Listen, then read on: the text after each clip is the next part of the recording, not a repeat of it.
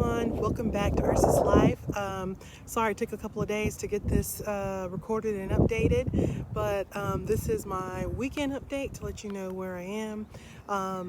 As you see, I'm out and about. Our ice snowmageddon is over in North Carolina, and we have survived. Do a little bit of walking and just see what's going on out here today and run some errands. So I am still 3 pounds from 50, so I didn't have gain or loss, which was expected because I indulged pretty good and had my fair treats. I'm just glad that there wasn't an increase. Still wearing the same sizes, so I'm going to use this week's template going forward, and I'll measure again on Saturday and then let you guys know what's going on. But I hope you all, wherever you are warm and safe and happy and hopefully having some good weather after all of this snow and ice. Like, it's rained here every day for over almost 2 weeks, and it's been cold and really felt like I was in Scotland in 1773.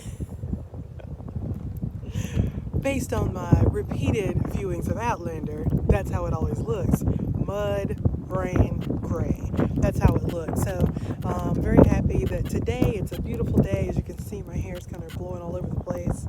And just out here enjoying this weather. And there are so many people out here walking today, so I hope you're able to get out and enjoy the nice weather wherever you are.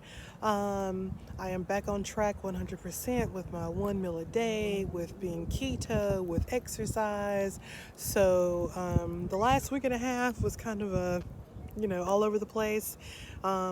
And just being really disciplined with myself. And you know what? I'm not going to say like really disciplined. Well, it is a discipline, but what I'm going to say is to make it less of it's the law and I got to keep it. I'm going to make it more of it's a promise that I made myself, and I'm going to keep the promises to myself. Oh, and you guys, I'm using my iPad.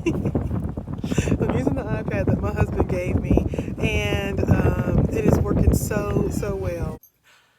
Sorry about the crying child. So anyway, they were parked right beside me, so I had to go. If you have a chance to watch the Be Unstoppable event that was live yesterday, do it. Some key takeaways I had were: 1, keep the promises you make to yourself. Just think about that. Keep the promises you make to yourself. That is so powerful. That is so powerful. And I thought about all the promises that I've made to myself over the years and did not keep them. I mean, the results speak, right? Like, if you would have kept the promise, you would have the results. And I think about how important it is that I keep promises made to my children. I remember growing up, Nanny and Granddad, we would always want them to promise and say, please promise we'll get this for Christmas, when we would be circling our things in the JCPenney catalog and Sears catalog. And Nanny would say, no, I'm not going to promise, but I will do my best. And she was she took promises seriously. And she was like, I don't promise something that I don't know if I can absolutely 100% do.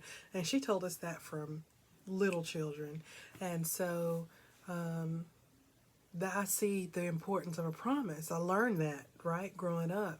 And I would say 99% of the time they came through, right? But they didn't promise. They would say they would do their best, but they would not promise 100% you will get this, because they knew things could happen, right? And so when I make promises to my children, I do everything I can to keep the promise. Now, but when I thought about promises I made to myself, like, you're going to lose the weight this year. You're going to be in the best health of your life. You're going to do what it takes. You're going to start that business. You're going to write those blog posts. You're going to do these things. You're going to start writing that book you've always wanted to write. I didn't keep those promises. I did not. And so 2021 is the year of me keeping promises to myself. And I will continue to keep those promises to myself. So I am going to reach my weight and fitness goals. I'm going to start my blog. I'm going to write a novel. because I've promised myself that I was going to do it. I know I'm fully capable of doing it, and I'm going to do it. So one thing that I have dealt with for years is procrastination and perfection.